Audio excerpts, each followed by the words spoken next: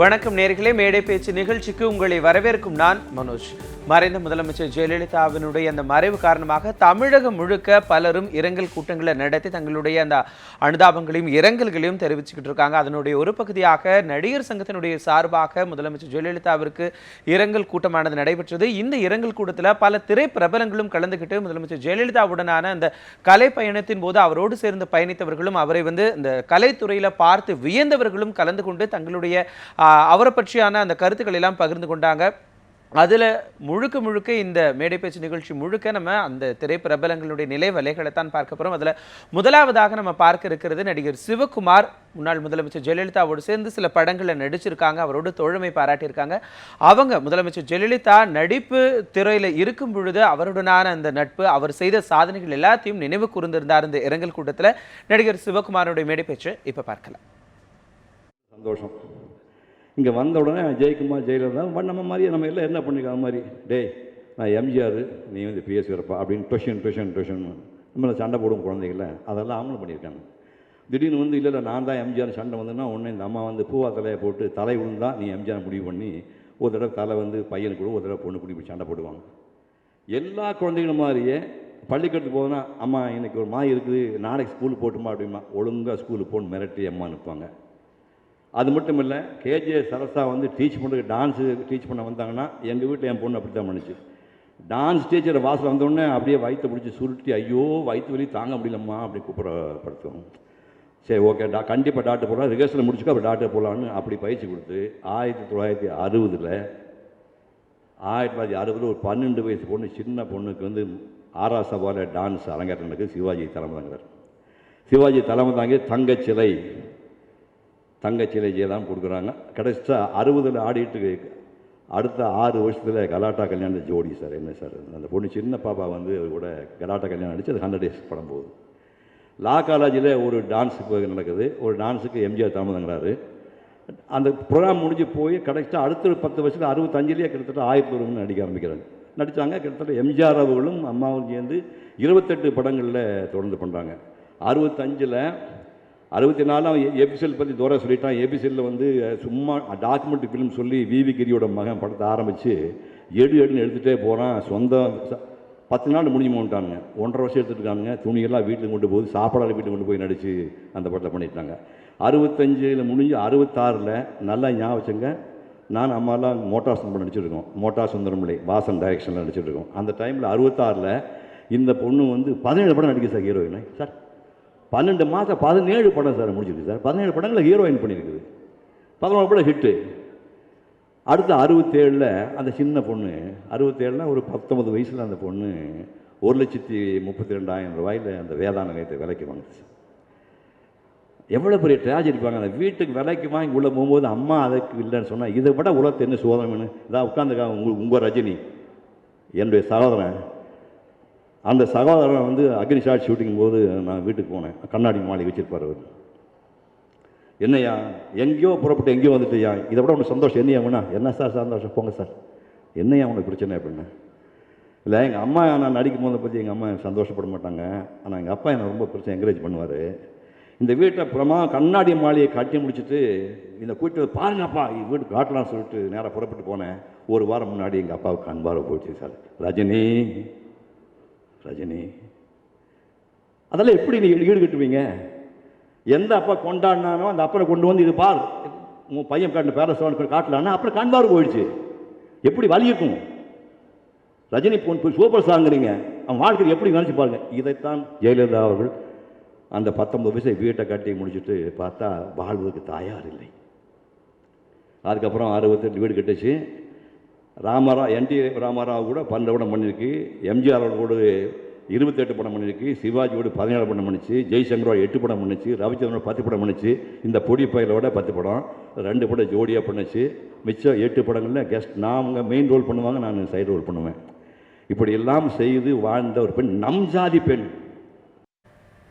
மறைந்த முதலமைச்சர் ஜெயலலிதாவோடு சேர்ந்து நடித்திருந்த அந்த 10 படங்கள் பற்றியான அந்த அனுபவங்களை நடிகர் சிவகுமார் பகிர்ந்திருந்தார். அவருடைய மேடை பேச்சை பார்த்தோம். அடுத்ததாக முதலமைச்சர் ஜெயலலிதாவோடு சேர்ந்து நடித்ததோடு மட்டும் இல்லாமல் அவருடைய அம்மா சந்தியாவோடையும் சேர்ந்து நடிச்சிருந்தாங்க நடிகை சச்சு.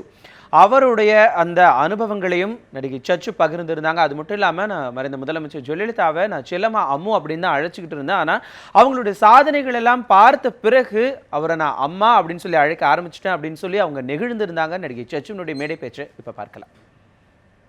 எல்லாருடைய மனசுமே ஒரு கனத்தோட ஒரு பாதிப்போட வந்திருக்காங்க.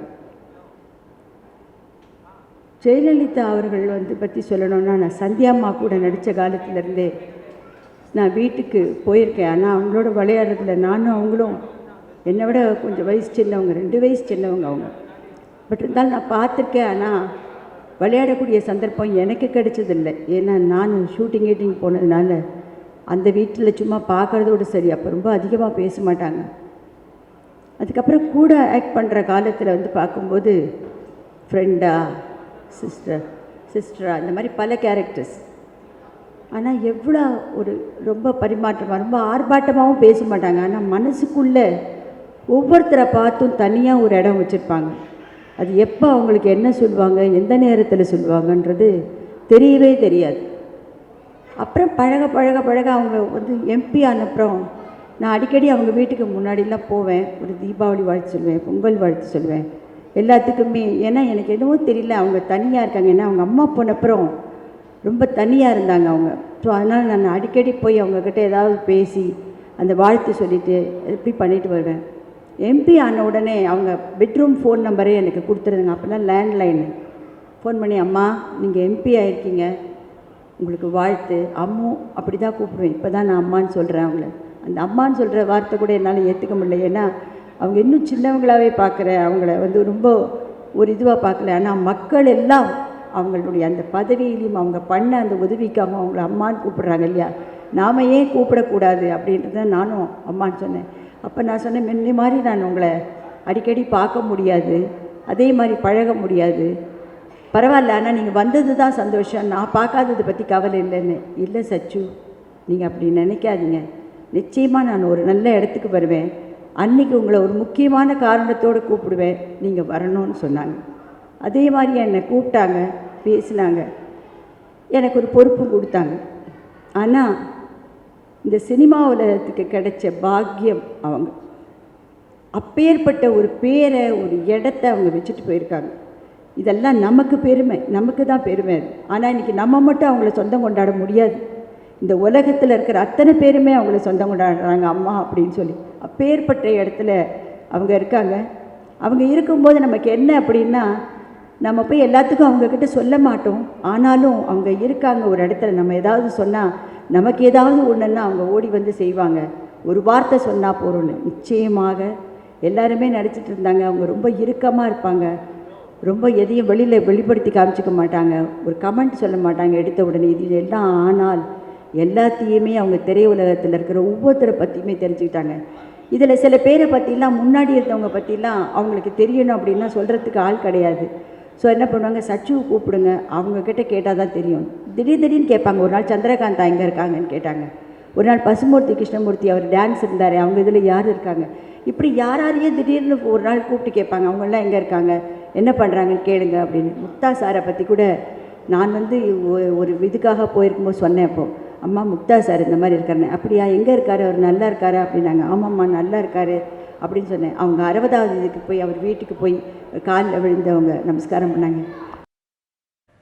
நடிகை சச்சு மறைந்த முதலமைச்சருடனான அந்த நினைவலைகளை பகிர்ந்துகிட்ட அந்த பேச்சு கேட்டும். தொடர்ந்து இன்னொரு நடிகை முதலமைச்சர் ஜெயலலிதாவோடு மிகுந்த நட்பு பாராட்டியிருக்காங்க. குறிப்பாக இரவு நேரங்களில் யாருக்கும் தெரியாமல் உணவகங்களுக்கு போய் அவங்க சாப்பிட்ருக்காங்க. அது மட்டும் இல்லாமல் அவங்க மாறு வேஷத்தில் ஊர் சுற்றி பார்த்துருக்காங்க. இந்த மாதிரி நமக்கு தெரியாத பல சுவாரஸ்யமான விஷயங்களை அந்த நடிகை நம்மக்கிட்ட பகிர்ந்துருக்காங்க. அந்த நடிகை யாருன்னு தானே கேட்குறீங்க. செம்மின் ஷீலா தன்னுடைய அந்த நட்பை பற்றி, முதலமைச்சர் ஜெயலலிதாவோடு உடனான அந்த நட்பை பற்றி நம்மக்கிட்ட பகிர்ந்திருந்தாங்க. அவருடைய மேடை பேச்சை இப்போ பார்க்கலாம். எல்லோருக்கும் வணக்கம். இந்த மாதிரி ஒரு சந்தர்ப்பத்தில் இப்போ இங்கே நின்று பேசுறதுல மனசு ரொம்ப கஷ்டமாக தான் இருக்குது. எல்லாருக்குமே ஜெயலலிதான்னு சொன்னால் ஒரு இரும்பு மனுஷி, இது மட்டும்தான் சொல்ல தெரியுது. ஆனால் அவங்களுக்குள்ள ஒரு சாதாரண ஒரு பொண்ணுக்குண்டா இருந்த ஆசாபாசங்கள், மனசு, இதை ரொம்ப கொஞ்சம் பேருக்கு தான் தெரியும். நாங்கள் 2 பேரும் ஏறக்குறைய ஒரே சமயத்தில் தான் இந்த ஃபீல்டுக்கு வந்தோம். நான் மலையாளத்துக்கு போயிட்டேன், அவங்க தமிழில் நடிச்சிட்டு இருந்தாங்க. அவங்க ரொம்ப பிஸியாக இருந்த சமயத்தில் அவங்களுக்கு ஒரு தங்க கூண்டுக்குள்ளே போட்டு அடைச்சி வச்ச மாதிரி இருந்தது. ஷி வாண்டட், அவங்களுக்கு ஃப்ரீடம் வேணுமா இருந்தது. யார்கிட்ட பேசணும், கொள்ளணும், வெளி உலகத்தை பார்க்கணும், அப்படியெல்லாம் இருந்தது. அப்போ நான் அடிக்கடி அவங்க வீட்டுக்கு போவேன், அவங்க அடிக்கடி எங்கள் வீட்டுக்கு வருவாங்க. அப்போ நாங்கள் 2 பேரும் ஒரு பர்தா வாங்கிக்கிட்டோம். பர்தா போட்டுட்டு 2 பேரும் இங்கே இருக்கிற எக்ஸிபிஷன் போய் பார்த்துருக்குறோம், ரிக்ஷாக்காரன் படம் போய் பார்த்துருக்குறோம். இங்கே இப்படி பல இடங்களுக்கு 2 பேரும் சுற்றி இருக்கிறோம். 2 மணி வரைக்கும் ஷூட்டிங் இருக்கும், 2 மணி வரைக்கும். அப்போது எல்லா படம் தமிழ், தெலுங்கு, கன்னடம், தெலுங்கு எல்லாமே ஏவிஎம் ஸ்டுடியோ இல்லைன்னா வாகினி விஜயா ஸ்டுடியோவில் இருக்கும். அப்போ அந்த ஷூட்டிங் முடிஞ்ச பிறகு ராத்திரி 2 மணிக்கு 2 பேரும், அன்றைக்கெல்லாம் பெரிய ஹோட்டல்னு சொல்கிறது புகாரி ஹோட்டல் தான், அந்த ஹோட்டலுக்கு போவோம். கார்லேயே உட்காந்துட்டு நாங்கள் ஃபுட் ஆர்டர் பண்ணுவோம். ஃபுட்டுன்னா அவங்களுக்கு அப்போல்லாம் ஃபலூடானா ரொம்ப பிடிக்கும். 2 ஃபலூடா ஒன்றாவே சாப்பிடுவாங்க. அப்படின்னு 2 பேரும் ரொம்ப க்ளோஸாக இருந்தோம். அவங்க பிரதருடைய கல்யாணம், ஜெயக்குமாருடைய கல்யாணத்துக்கு போனதில் மாப்பிள்ளை சைடில் போனவங்க நான், ஜெயலலிதா, மாதவனுங்கிற ஒரு டிரைவர் கம் மேனேஜர். நாங்கள் 3 பேர் தான் மாப்பிள்ளை சைடு. பாக்கி எல்லாமே எங்கள் குடும்பத்துக்கு ரொம்ப நெருக்கமான ஒரு ஃபேமிலியில் இருந்த ஒரு பொண்ணை தான் நான் பார்த்து கல்யாணம் பண்ணி வச்சேன். எங்கள் வீட்டில் வந்து தான் அந்த பொண்ணை வந்து அந்த அம்மா பார்த்தாங்க. பார்த்த உடனே அவங்களுக்கு பிடிச்சிருச்சு. ரொம்ப சிம்பிளாக அந்த கல்யாணத்தை பண்ணாங்க. அந்த 2 குழந்தைகளும் பிறந்தாங்க. அந்த பொண்ணை கையில் வச்சுட்டு சுற்றினது பலரும் பார்த்துருக்காங்க இதே வேத நிலையத்தில். அதனால் எல்லாரும் சொன்னாங்க ஜெயலலிதாவுக்கு குழந்தை இருந்தது, அது இருந்ததுன்னு சொன்னாங்க. உண்மையிலே அப்படி ஒன்றும் கிடையாது. இருந்தால் அதை மறைச்சி வைக்க வேண்டிய அவசியம் அவங்களுக்கு கிடையாது. அந்த தைரியம் அவங்களுக்கு இருந்தது. அப்படி அவங்களுக்கு ஒரு குழந்தை கிடையவே கிடையாது, உறுதியாக சொல்கிறேன். நான் மலையாளம் படத்தில் நடிச்சிட்டு இருக்கும்போது நிறைய படங்கள் என்னுடைய பெயர் வச்சு, அதாவது இப்போ கலெக்டர் மாலதி, சரசையான்னு சொல்லி ஒரு 10-30 படங்களை ஒன்றா நான் நடிச்சிட்டு இருந்த சமயத்தில், அப்போ நான் வந்து இந்த கதையெல்லாம் அவங்ககிட்ட சொல்லுவேன். அவங்க நடிக்கிற படத்தோட கதை எங்கிட்ட சொல்லுவாங்க. அப்போ அவங்க சொன்னாங்க, நீ டைட்டில் ரோலில் நீ வர, அதில் வர சத்யனோ, அதாவது அந்த சமயத்தில் ரொம்ப ஃபேமஸாக இருந்த ஹீரோக பேருக்கு ஏன் முதல்ல போடணும், ஏன் நீ கேட்குறதானே, என்ன ஆணாதிக்கம் அது அப்படின்னாங்க. எனக்கு அப்போ தான் ஒரு புரி தட்டுச்சு. ஓ அப்படி கூட கேட்கலாம் இல்லையான்னு சொல்லிட்டு நான் வரேன், என்ன புக் பண்ண வர ப்ரொடியூசர்ஸ்லாம் கேட்க ஆரம்பித்தேன். அவங்க சொன்னாங்க, அப்படி இல்லையே, ஹீரோஸ் பேர் போட்டு தான் அப்படித்தான் அந்த காலத்துலேருந்து இந்த காலம் வரைக்கும். அப்போ ஜெயலலிதா சொல்லிக்கிறாங்க, ஏன்னா எனக்கு வந்து ஹீரோயினுக்கு ரொம்ப முக்கியத்துவம் உள்ள ரோல் கிடைக்கிறது ரொம்ப கஷ்டம். அதில் மலையாளத்துலேயும் மகாராஷ்டிராலெல்லாம் எடுக்கிறாங்க, நல்ல ஹீரோயின்ஸு முக்கியத்துவம் கொடுத்த ரோல்ஸ், பெங்காலிலெல்லாம் நல்லா எடுக்கிறாங்க. ஆனால் வந்து தமிழில் இன்னும் வரலேனாங்க. அவங்க சொல்லி தான் நான் கேட்க ஆரம்பித்தேன், ஏன் என் பேர் போடக்கூடாது, என்னுடைய கள்ளி செல்லம்மாங்கிற படத்தில் நசீர் இருந்தார், என் பேரை முதல்ல போடுங்கன்னு சொன்னேன் நான். அப்புறம் தான் ஆரம்பித்தாங்க, நிங்களோட இஷ்டதாரங்கள் அபிநயிக்க, உங்கள் இஷ்டப்பட்ட நடிகர் நடிகைகள் நடிக்கும் படம்னு சொல்லி போட ஆரம்பித்தாங்க மலையாளத்தில். அதே மாதிரி எங்கள் காஸ்டியூம்னு சொன்னால் நாங்கள் மலையாளத்தில் வந்து இப்படி ஒரு ப்ளவுஸ் போட்டுட்டு இங்கே வெள்ளையாக ஒன்று கட்டி இப்படி சொருக்கிக்கும், மலையாள ட்ரெஸ் அது எப்பவுமே வெள்ளையாக தான் இருக்கும். அப்போ அவங்க கலர், அப்போ நாங்கள் பிளாக் அண்ட் ஒயிட்லேருந்து கலருக்கு மாறி வந்த சமயம், அப்போ என்கிட்ட சொன்னாங்க அவங்க, இது என்ன இது ஒரு போர் கலராக இருக்கே, இப்போ பாரு வெள்ளை வெள்ளை வெள்ளைன்னு இருக்கேன், வைக்காண்டி சேஞ்சிட்டு வேறு மாதிரி கலர் மாதிரி ஏன் பண்ணக்கூடாதுன்னு நினச்சாங்க சொன்னாங்க. அப்போ அவங்க காஸ்டியூமர் கண்ணனை அனுப்பி எனக்கு அவங்க தான் டிசைன் பண்ணி கொடுத்தாங்க. அதாவது அதுவே ஒரு நல்ல ஷேப்பாக இந்த இடத்துலலாம் ஒரு இப்படி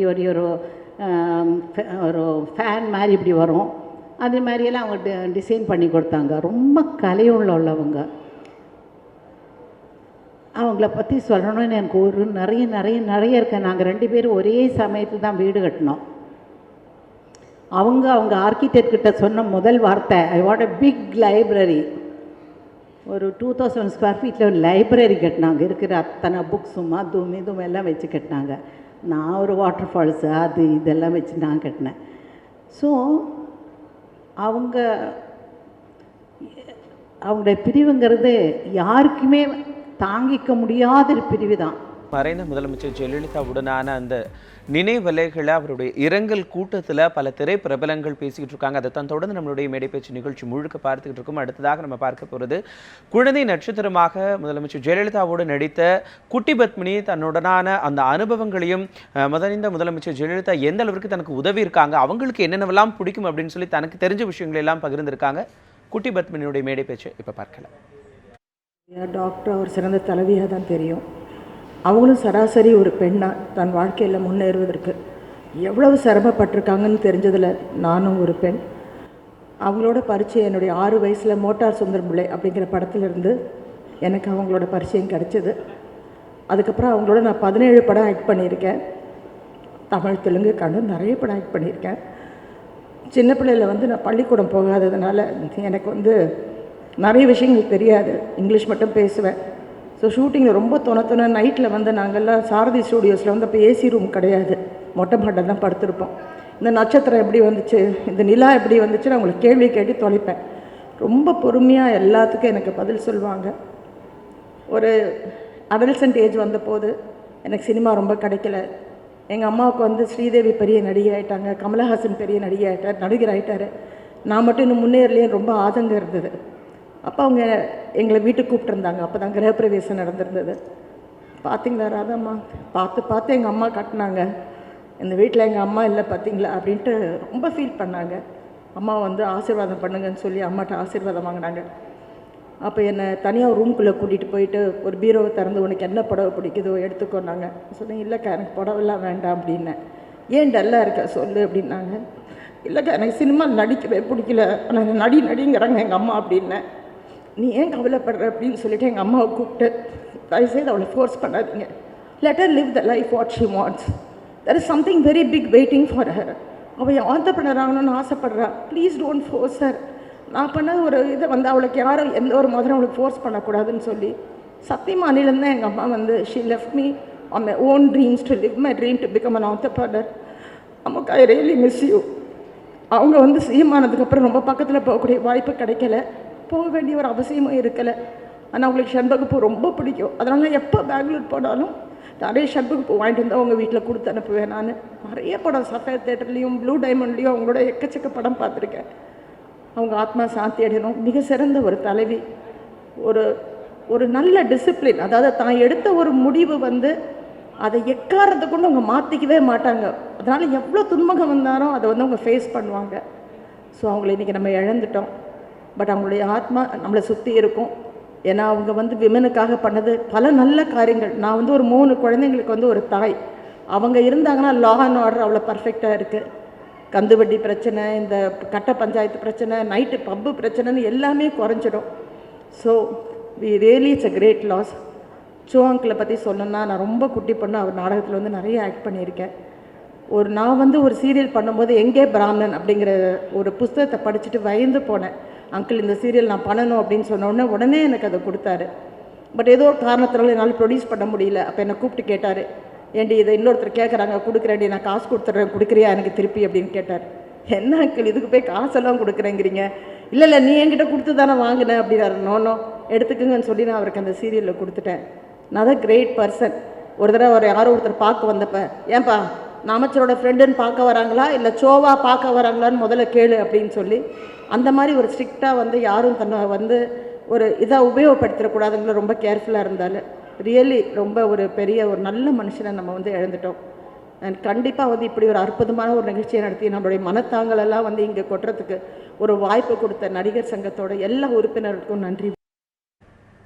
மறைந்த முதலமைச்சர் ஜெயலலிதாவோடு குழந்தை பருவத்திலிருந்து நடித்த நடிகை குட்டி பத்மினி தன்னுடைய அனுபவங்களை பகிர்ந்திருந்தாங்க மேடை பேச்சு நிகழ்ச்சியில். அதை நம்ம பார்த்தோம். தொடர்ந்து அடுத்ததாக வகிப்புயல் வடிவேலு ஒரு கலைஞராக, ஒரு நடிப்பு திறன் மிக்கவராக மறைந்த முதலமைச்சர் ஜெயலலிதாவை நான் பார்த்து எப்படி வியந்தேன் அப்படின்னு சொல்லி தன்னுடைய நினைவுலைகளை ஒரு இசை அஞ்சலியாக செலுத்தியிருந்தார்.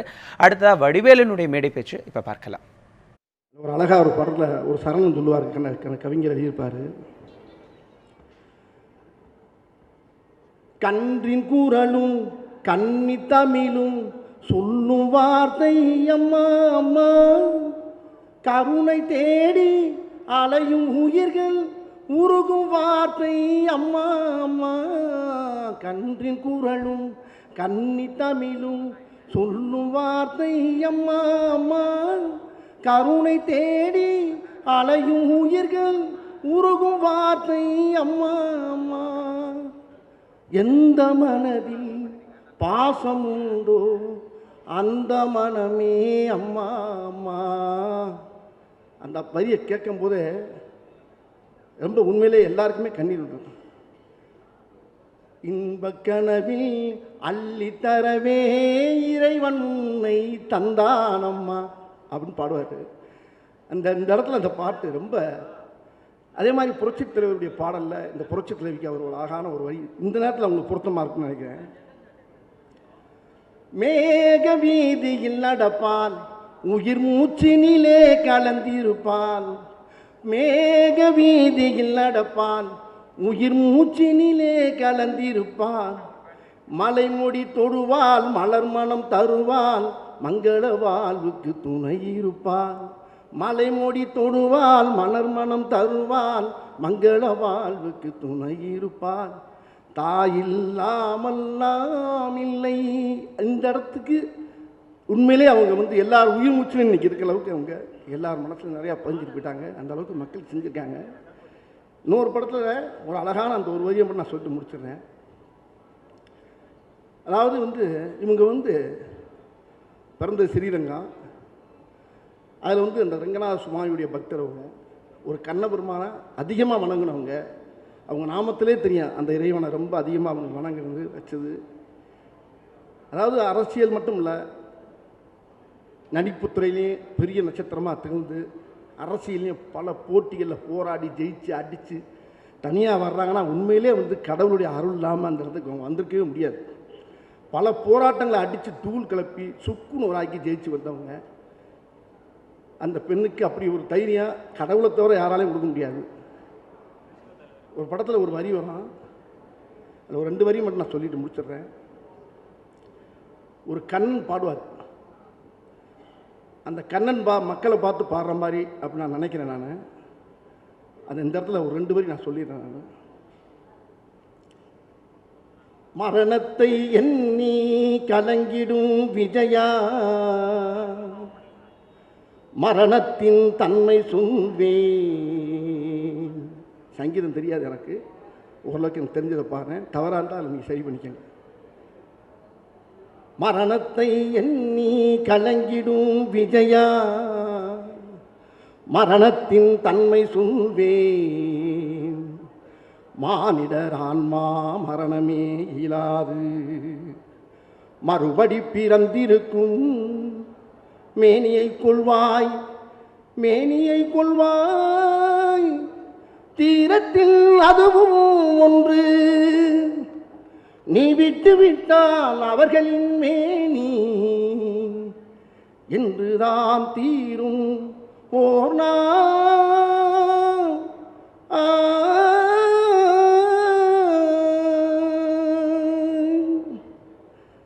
என்னை அறிந்தாய் எல்லா உயிர்களும் எனதென்று அறிந்து கொண்டாய்.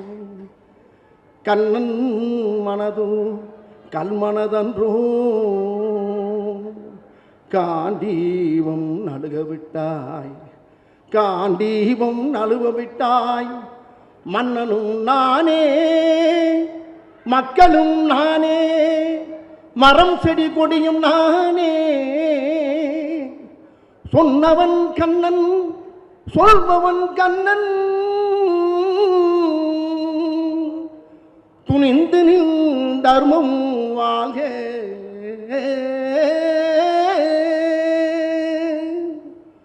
புண்ணியம் இதுவென்று உலகம் சொன்னால் அந்த புண்ணியம் கண்ணனுக்கே. போற்றுவார் போற்றட்டும் தூற்றுவார் தூற்றட்டும் போகட்டும் கண்ணனுக்கே. கண்ணனே காட்டினான் கண்ணனே சாச்சினான் கண்ணனே கொலை செய்கின்றான், காண்டீபம் எழுக, நின் கை வண்ணம் எழுக, இக்கணமெல்லாம் சிவக்கே வாழ்க.